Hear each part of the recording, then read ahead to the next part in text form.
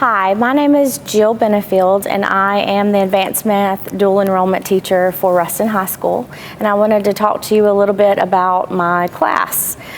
First of all, you'll get a summer packet that you'll need to do during the summer, and it will be turned in, and you'll take a test over the information on the summer packet during the first couple of weeks of the next school year.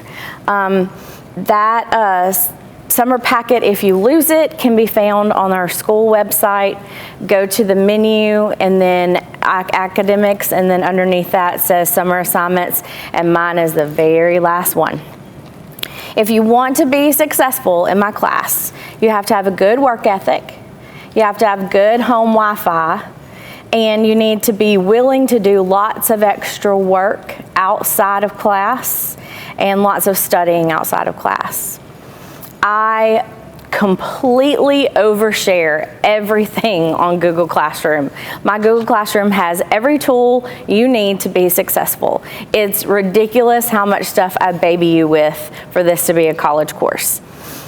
If you put in work, you will be successful. The amount of more work you do, the more successful that you'll be.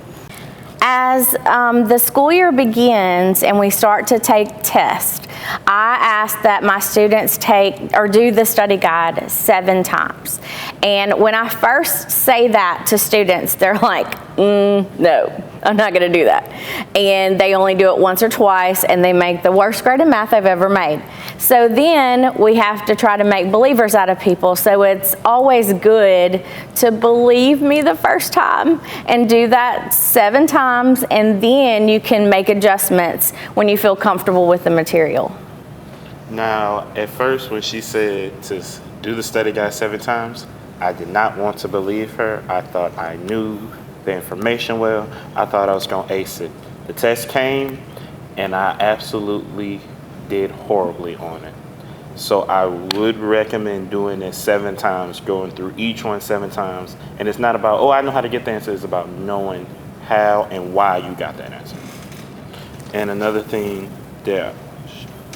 about that learning to take it 7 times is it helped me learn that sometimes repetition works really well with any type of subject. Whenever you're taking dual enrollment, one of the biggest things I struggled with was not asking questions.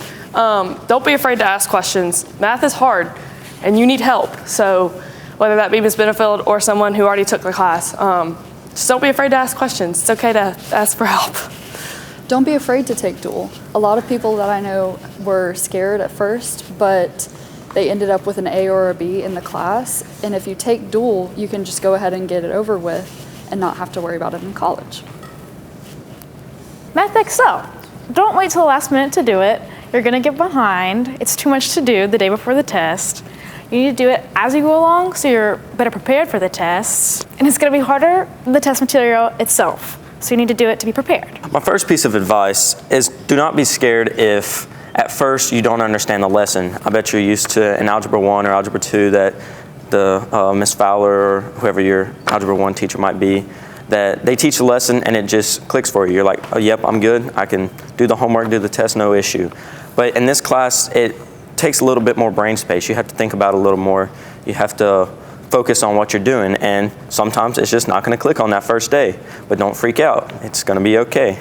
Just go back the second day. She'll go over the same thing or maybe build a little bit on it. You'll have plenty of Math Excel to get some practice in, and soon enough, with enough repetition, you'll start to understand.